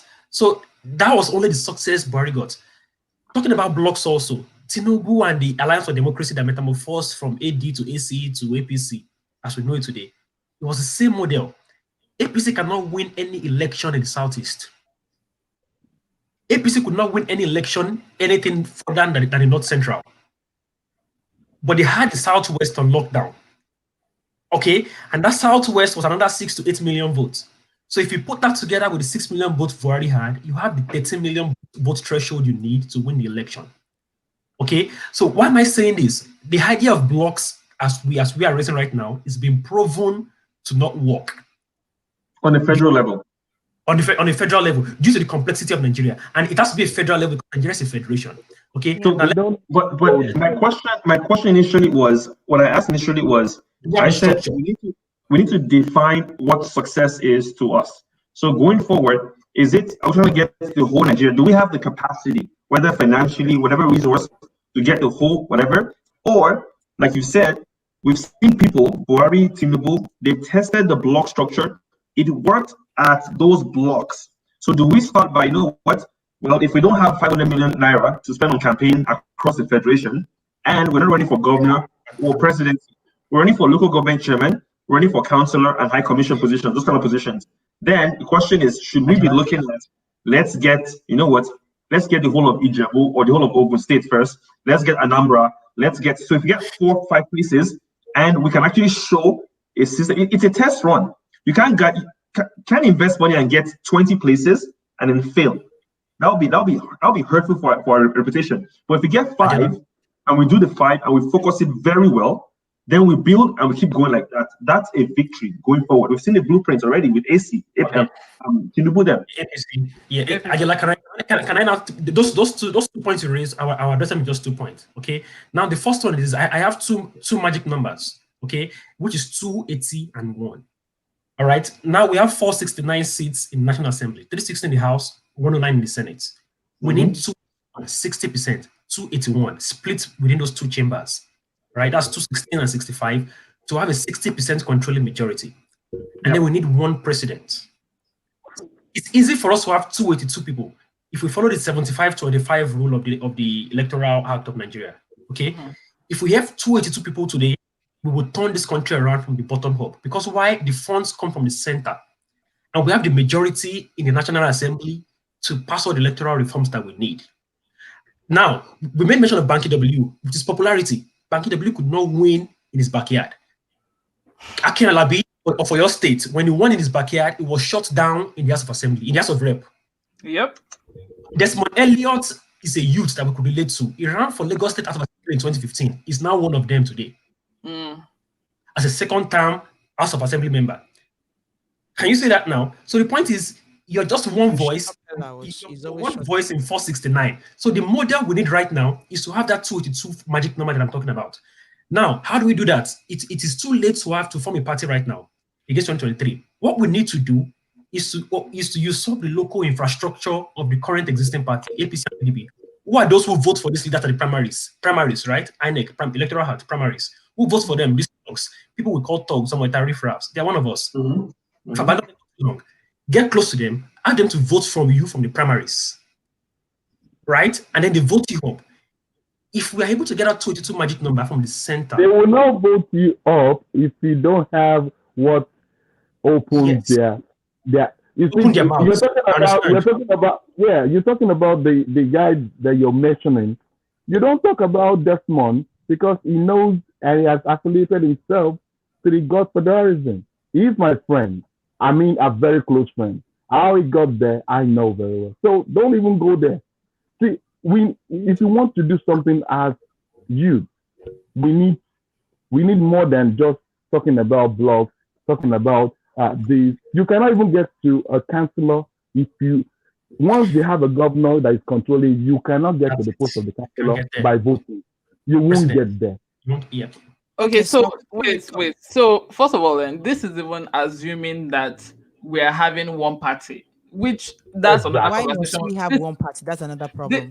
Which is another conversation for another day. So I would let Anu read comments and we'll just go on ahead. Miriam, I know you have to go. It's okay. If you have to go. Yeah, thank you so much, Miriam. Let me just shout out Miriam before she leaves. Miriam is the founder of Canada Vendors. Her platform is amazing. Check her out on Instagram. They do amazing things. One of the reasons why we wanted to even have this is to make sure that we're always highlighting people in our community as well. And what she does is highlight businesses, vendors in Canada, create platforms, she helps with tools to help them improve their online presence and all that. We should work together too, Miriam, then. Yeah, so tell Miriam what we stand for too. And Senator is in Manitoba. He is, as from his name, Senator. He runs things in Manitoba. He's the president of Africad. Africanad. Yeah. They had like a huge carnival. We do have not just carnival every year. Something is coming up soon that will encompass and bring the likes of Miriam, the likes of Dami, the likes of Anu in also. That we're trying to have that big brand that brings and showcase all African, Caribbean, all African Indian. That's the word. Okay. We bring the African Indian up. Okay. So Dami, I don't think I told you. I was made the head of public relations for Network of Nigerians in Canada. Yeah, I was going to mention that. Yeah. So what Ayodele just said, it's something I would like to really be part of. It's anything to showcase our culture here and promote platforms being run by Nigerians in diaspora. Yes. Awesome. Make sure you follow her if you're not following her. follow her. Like she's one of those people that I don't know how she does it, because she has so much energy, and her platform is always active and whatnot. So please, let's support one another. Follow her, Canada Vendors, at Canada Vendors on Instagram, and from there you can see all the other things that they're up to. I know that you have a vendor. There's a program on Yeah, November. So we organize virtual marketplace every quarter. So we're having the last event for the year that's taking place on November 14th, and we also have the big one, and the first it's never been done. So it's called the Entrepreneurship Awards for Small Businesses in Canada. That would take place in December. And then we'll also be celebrating our food culture. So we're having the Jollof, the TFL Jollof concert is also run by a very good friend of mine. So we're just in the midst of everything going on. We still have to promote our culture, and we don't want to leave a bad taste in our landlords. Our landlords, I mean the Canadians. We still have to celebrate and promote ourselves in a very positive way. So yeah, thank you so much, Dami. It's so good connecting Thanks, with Miriam. you all. I've been following. You reminded me so much of my dad. That's the way he analyzes when it comes to history. I grew up reading a lot of politics. There were so many World War One, World War Two, Biafra books, Nigerian Civil War books in my Nigerian house. Civil War. Yep. Yes, so that was really my foundation into politics and history as well. So Thank you. yeah, thank you all so much. I need to sign out now. Thank you. Connect with me on social media. Thank you so much. Bye-bye. All right, bye. So I know you can read the comments now before. Okay. So couple of comments that are here is, this is the truth. As long as Buhari stays till 2023, there will not be any importance for voters card, because it will not make any difference. Voters card and democracy will be updated through the change of the constitution to stop any opposition, to challenge the goal to enable Buhari run for third term, to stay longer on the seat. And same person, judge says, exactly, not because it will not work, because it did not work in the past using a digital framework does not mean it won't work using a new framework.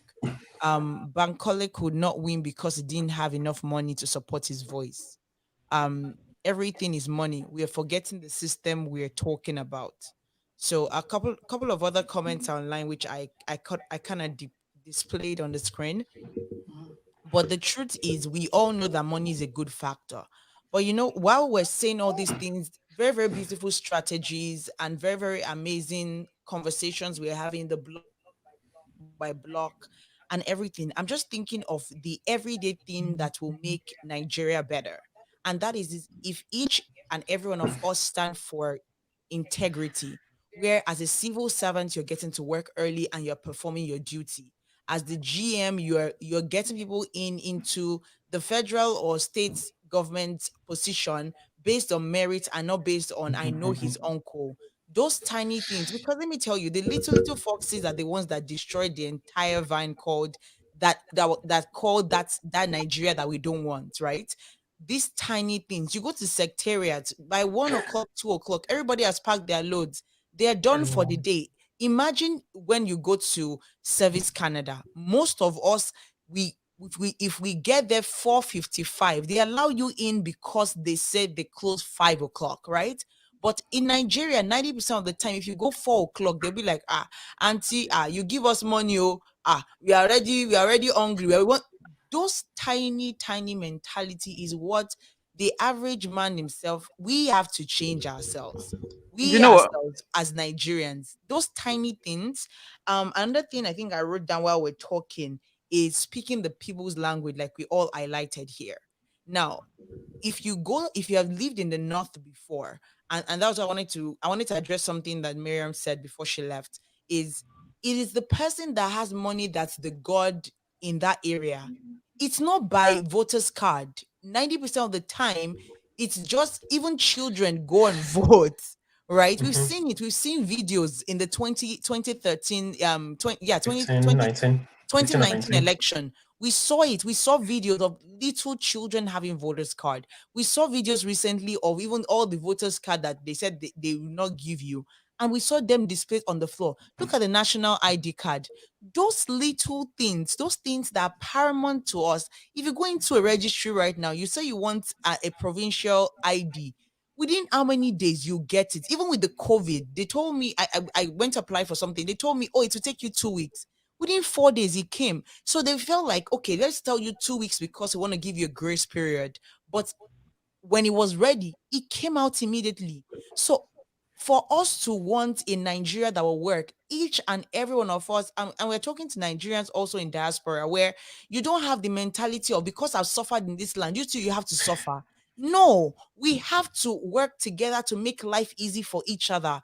The last time we are talking, I remember Dami when some people were commenting in the comment section and they said, even amongst us in the diaspora, there is so much division. I'm Yoruba, I'm Igbo. No, the Hausa Yep. group. Oh, that meant see the division will continue to happen and we won't have any progress at the end of the day. So as a young Nigerian, I'm coming to Canada for the first time. I know that the Nigerian in a particular company, I show you this is by merit why I should get the job, but you just feel like for you to be able to pull your chest and say I'm the only Nigerian in this company. Those are the little things that are destroying us, every one of us. So if we can take that mentality of, just like Adiola said, those tiny, tiny, tiny, as counselor, if you're a counselor, at least the road to your area, that small area that you have, it is fixed already. If the next counselor also fixes the one that is for his area, every one of us will have that link that will work. But imagine if in front of Dami's house, she herself can't pass in front of her house because the roads are bad. And you're not telling the person that his road is bad in front of his own house to come and fix your road in front of your house. So all these things, like we've said and we've highlighted, are things that at the end of the day, the average Nigerian man needs to change that hunger and anger mentality to I want to first start being the change first. And as per money, the truth is money will actually fix a lot of things. Let's not lie to ourselves. Popularity doesn't fix anything. Um, and I think Dami said it. The next time we're going to talk, probably to be on the multi-party system. We don't have to have one party to make everything work. We can have five parties, and we know those No, five parties are going to that's work. too much. That's I'm too just much. giving an example, right? We can have Parties. we can have five parties. I know that those parties Ideology. strategy, Ideology. right? They have the ideology of the people, just like Senator said. Desmond Elliott can do everything, flex his muscle in the House of Rep. But if they tell him to sit down, he will sit down at the end of the day. There's nothing he can do. He's not Desmond Elliott in the house. He's another average guy that just wants to Yep. make sure life is better for himself. So popularity won't cut it. Um, being the voice of people online doesn't make you the voice of people that are grassroots. So I think little by little, each and every one of us should continue to pray for Nigeria, but we should also change the mindset and mentality of that Nigeria that we want. We have to change it so that when we go out, we don't say, oh, where are you from? I'm not from Africa. Yes, Africa is the continent, but I'm from Nigeria. Let's be proud as even Canadians here. Let's be proud to say we are from Nigeria. A lot of us do that thing a lot. Oh, where are you from? From Africa. No, you won't hear a Chinese person say I'm from Asia. The person will say I'm from so and so place in China.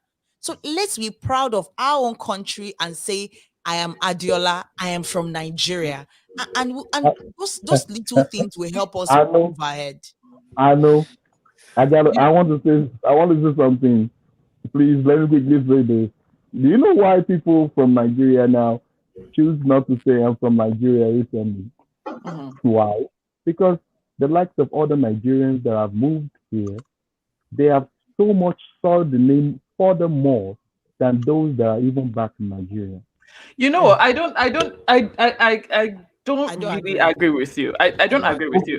You don't have And to agree. You don't have to agree, Danny. Why? I Because maybe you are not seeing more of those guys that are really spoiling the name. I saw some guys in the University of Manitoba for the past 3, 4 years. The only thing they do is the same thing those ones that are running around with their laptop in Nigeria are doing back home. They are the ones that will take the credit card and give them the numbers and and help you. They will buy stuff and sell it on Kijiji, get the money, and send it back home. They've been doing the racketeering for almost 3-4 years before they came to round them all up.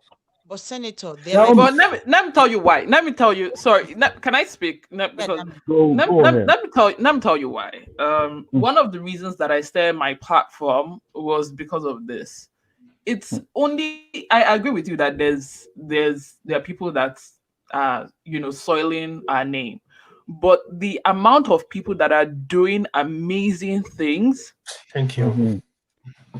is tremendous. The only thing is that their stories are not being told. Let me And give you that is why let me give you an example. Let me give you I an love example. For the medical community, especially for Western Canada, majority of the doctors that are holding down small cities are Nigerians. yes. Yep. True. Small towns. Small towns are Shout out Nigerians. to Dr. So, Ewale very, very, Patokun. very true. and Nigerians, and they are Yeah.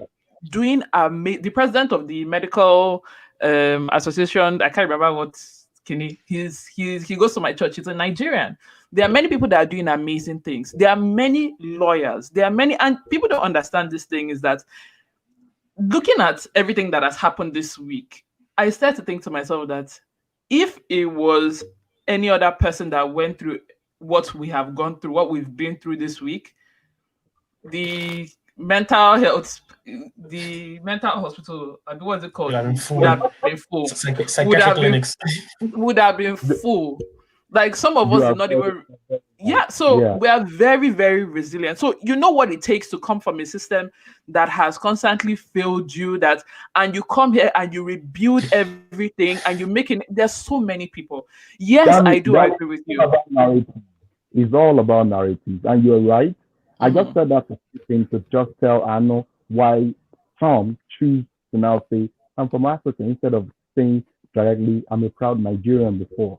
I just said that one, and that is why Africana started, because it's all about narratives and what people read and see online, see on the media, on the real big media board, what they read every day. If only we can celebrate more of this positive, of those that are really working so hard to make ends meet. Last year, Nigerian independence, I did not celebrate Nigerian independence based on the Nigerian Independence Day. I said celebrating the Nigerian people. I went around to the MPs, to the representatives of, and asked them, how do you see the Nigerian people working with you? And the only thing they can say is very positive thing that, wow, these guys are resilient, they are very hardworking, the Nigerian spirit. That is the exact thing we want to spread. I just want to buttress on Arno, the little things that matter. Those are the things that we grew up with. How committed are you? How trustworthy are you? How can I, give you a task and you will do it diligently, even while I'm not there, while I'm way, way, way far away in my own line, and I still sleep with my 2 eyes closed, believing that I've committed something to the hands of someone that I know I can work with. I work with Cameroonians here. The man said, I will never work with any Nigerians again until he met me. He said, are you sure you're a Nigerian? I'm quickly a Nigerian. I am a Nigerian. He said, wow. He said, I've sworn that I will not work with a Nigerian, but you proved me wrong. So it takes one seed, one person to soil a name, and it takes another generation and some just few to change the narratives again. So let's be the first runners and those that will take the flag up and say, no, we're not going to allow this to go down, and start doing this thing. You know what? I'm not doing a great job at that. You know what? I'm going to say this because one of the things that I see in our community is that we like to be humble. That's why some of these things, or it's false humility, is being humble, which whatever you want to call it. We like to, and a lot of these things are not out there. But I just wanted to make sure that we get to, this is the final question, especially considering the fact that Adiola is in Ontario. It's probably like close to midnight. 12 midnight. Yeah, I have to leave right now, guys. Okay, well, thanks for joining me. Oh wow, goodness, yeah. I appreciate your contributions. Hopefully we could link up for some private debates and on how to advance the country. Can you leave your handle? IG service with your. Sure. I'll put it right there. Yeah. Okay. So, Thank you. Yeah. I mean, I want to So first say a big thank you to everyone in the comment section that's been writing and following both on Instagram and on YouTube. Thank you very much. God bless thank you. you very, very much. And please support all our everyone that tuned in. I would put all the information after this. And so you can please follow them, follow Adiola, admin follower, Senator Miriam. And so I'll just sort of ask like one more question. This is the question that I want to ask Adiola, and you can just start off and leave. What, from the point of view from the diaspora, what would be your recommendation? What's our part to play in this struggle? We saw how instrumental we've been in raising money, getting attention, global attention. What do you think our place is? And if there's any other thing you'd like to add to that? Thanks. So real quick, I think the first step is identifying common ground. So me sitting down here, you there, Anu, I've been follower, every other person who's on board right now. What are the common threads that we all experience? It goes deeper than just saying SARS, corruption, all these things. In terms of goals, what do we want to achieve? What's our background like? When we have that common ground identified, then it's more of okay, so what's the plan as a collective? I think we in diaspora here need to kind of have not an association, not a whatever it is, but it has to be a new mentality where it is an economic powerhouse, not political powerhouse, not social powerhouse, economic powerhouse. A gentleman had asked me this question, I think was like 3-4 months ago. He said, why is it that Nigerians haven't gone to like a small town, small area, purchase some abandoned houses and just refurnish it, whatever it is. When international students are coming in, you can give it to them for a discount, having like 3 or 4 in a house, whatever it is. And over time, you buy the next one, the next one, the next one. And after a decade or something, you kind of own the whole street. You own like businesses there and whatnot. From that dynamic, you now begin to influence and support those who are doing things back home. Me, I'm here, I'm cool, my family is all right. We are all right here. We don't have to go back home and be fighting things that we don't have to fight. That's the comfort level. We fight it because we choose to fight it. Those back home are fighting because they have no option. Matter of fact, a lot of them want to leave. So if we're here because we choose, so if we're fighting because we choose to fight, then it's more of a, accept your privilege.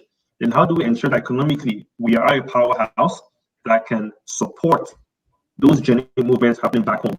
Organize ourselves, speak with one voice, make this place a conducive environment for every single young person in here. Now we have the older generation who have their own Nigerian association and things like that. So all independence parties they want to throw and whatnot. Leave them. That's okay. Cool. Thank you guys. But develop our own youth base. Educate ourselves. What's our history? We're discussing issues like Boko Haram from different perspectives. Like I love your show. I love this. This whole conversation thing. It should happen more often. More organic conversations like this should happen. Let's discuss different things. Let's understand where is that mean coming from. As an Igbo person, what are the challenges you're facing? As someone from Warri, from whatever it is, what's it like? I haven't been to Warri before, but I'd like to sit down, hear someone tell me about Warri and things happening in Warri. From that education base, we can begin to find common grounds to develop that economic powerhouse. And I think once that is developed, going forward is going to be a lot easier. But we should not have in our mind saying, well, I want to come here and become president of association of whatever it is in Canada. So therefore, I cannot use that to go become governor in Nigeria. No, keep it very simple. Keep it very simple. No, it's true. It's true. Very true. Yeah. Very true, Adiola. Thank you very much. Adiola Thank you knows. for your time. We really, really appreciate that every time we call you, you always come. So thank you very much. And hopefully, this births more every Friday, 8 p.m. MST. We always have conversations like this, even more. So this are yes. Thank you very much, Bode, for also in the comment section giving us so much PowerPoint. God bless you. So just have Abin followers final quick points and we wrap up for tonight. Thank you very much. I'd given thorough thought to the model I have in my head that I'd given out some earlier on. Okay. And honestly, I understand money is going to be the central factor in it. And Bode spoke about it. And I in the comments right here, and Adiola in his thoughts as well. Everything comes down to money. And this is the role of the Nigerian diaspora. I know of a Nigerian community, a small town in the States, that raised 8 million naira in 2 weeks in April to send them as pandemic relief to their community. You say Kitty State. You understand? Stop disgracing. Dami, calm down. You understand that? So that's a small community. So Oh my god. Dami, can I also know Mommy Reg. I also know of another community in Elisha, Osun State, that did the same thing. Villager. I'm not sure of how much they raised. Now, they know that these funds came from abroad, and I know that there are radio jingles on local stations to thank Nigerians in diaspora for contributing to their relief. Now, so we know that at least we've caught their attention with that, and we know that we can even raise more by reaching out to more people. So what do? The election is coming up 2023. This is the candidate we want you to vote for. If you don't vote for him, you can don't count on our reliefs anymore. You understand that? If you can do that, my magic number 282 times across the country. You understand that? Before you know it, would take control of the center and be able to drip down on the changes we want to do. Okay, now we don't need 5 parties. I don't think we need a new party. Let us use the structure of the current 2 parties, because to be frank, they've been the longest living party, and they would outlive these people that are there if we can use some of the structure of them. They have the grassroots. Their network is better than 9post. When I say bad, it's good.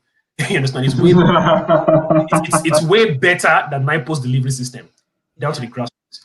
I've been to the remote areas. You will see PDP's umbrella and APC's bro. Yes. And you would not see NEPA there or 9post. You understand? So let's use our economic carrots to force their hosts to do what we want them to do. My biggest issue with the Nigerian diaspora community, as we have them in Saskatchewan here, and most of the places I've been to, is the fact that it's being run by our parents' generation. And then the problem, we know how to do is organize Christmas, October Independence Party, Christmas party, and the remaining 10 months in the year, gossip about each other. You understand that? So I don't want to be a part of that. And if I should get my opportunity to talk, I'm going to insult a lot of people, but it's because it's in the best interest of Nigeria, not out of my own selfish interest. You understand that? As a matter of fact, I don't have any interest that is selfish. It is selfless. Okay, so we need to come together and start having those difficult conversations. You understand that? How can we help? It's not about releasing media release or press release. No, it's about doing more. I've been in contact with the previous immediate previous ambassador of Nigeria to Canada. I had this conversation with him. We spoke at length. It's not happening, but we can be able to use that. If we can replicate that Gitio and Elisha model and make it happen 280 more times in Senatorial District, we'll have all it takes to control the center.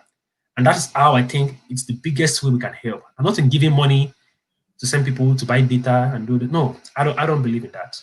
It is about using it. This is the money we want. If you want the money, vote for these people. We need 2 parties grounded in good ideology as well. Yeah. You know what? I'm just going to give my own take on that. One of the struggles that, as Abin Follower rightly mentioned, we're in the same province. And the general struggle, a lot of time people try and make me join, groups because of the influence I have and be the youth representative. And to be honest, it's because aside from Independence Day parties and when they need, people to come and sing or dance or all that irrelevant stuff.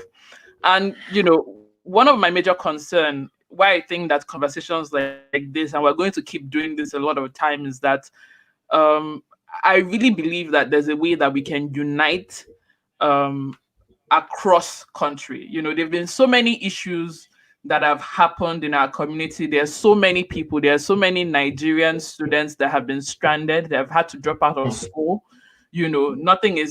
Nobody cares about them because everybody is minding their business. But when it's time for dues or to share meat, they will find you.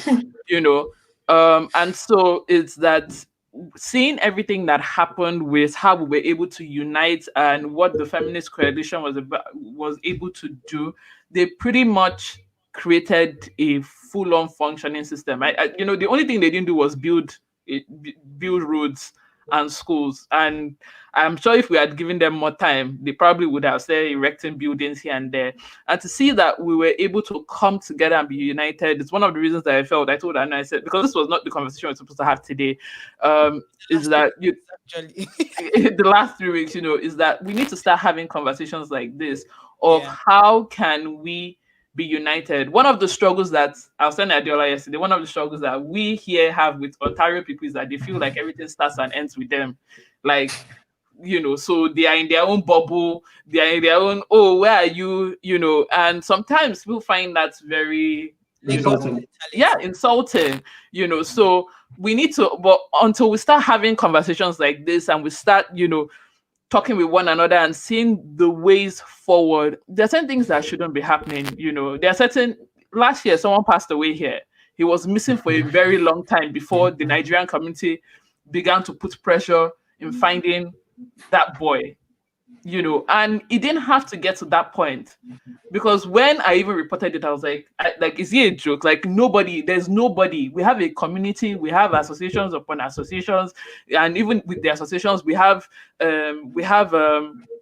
different tribes. The Lagosians have their own.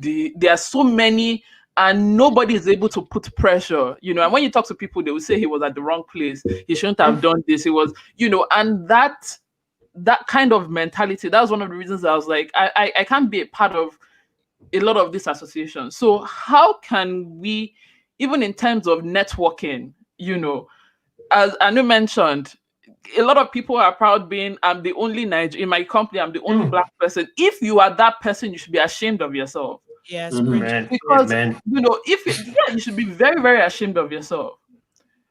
One of the reasons why God put us in certain position is that it's not only for us, but to open doors for other people. Yes. So if you're saying you're the only and you leave, what happens then? That's the end. You have not created opportunities for anyone.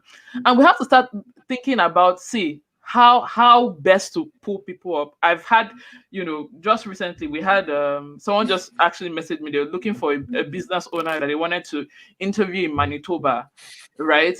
And if I did not have this platform where I had that access and, okay, I know this person, and start plugging them in those places, at the end of the day, it will benefit, because if they succeed, I succeed too. Why don't we think about it that way? Why do we always have to have that I am better than you? What car are you driving? What car aren't you driving? All these irrelevant things. So that's one of the reasons why I wanted to, we decided to have this conversation, because we have to start finding ways to be united across board.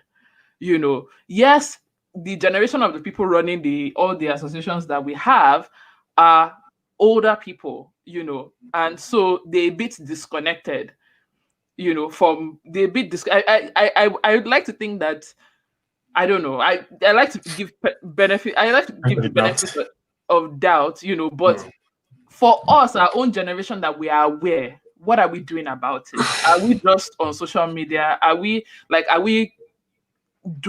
actively doing something about it? So anyways, that's what I wanted to say with all of this. I want to thank everyone. I know it's going to round up too, but I want to just say a big thank you to everyone on Instagram and on YouTube, everyone that's tuned in. Femi is on Instagram, Femi BJ, my crush that I'm telling you about. Yeah, Femi's on Instagram. Adiola, I can't find you on Instagram though. Okay, let's just go offline and we can still stay in the chat room and still have this conversation. Yeah. I want to say a big thank you to everyone that tuned in, that's going to watch this after.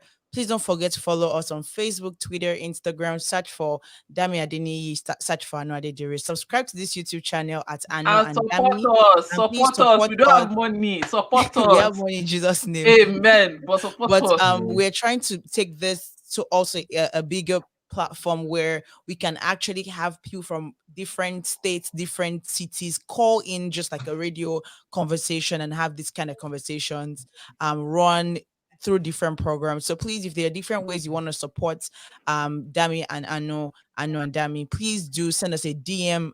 My handle is Anu Adedire. Dami is damiadeni.com, DOTCOM. So please do that. just follow us, and you see great content from each and every one of us, even through our YouTube channels. But thank you very much. Thank you for tuning in. Don't forget to follow us, and also don't forget that we're coming on also next week Friday, every Friday 8 p.m. MST, 10 p.m. EST, as we give you amazing conversations like this, and we rub our minds also with you. So till we see you next time, thank you very much and have a blessed night. Ooh, perfect. Yeah. Good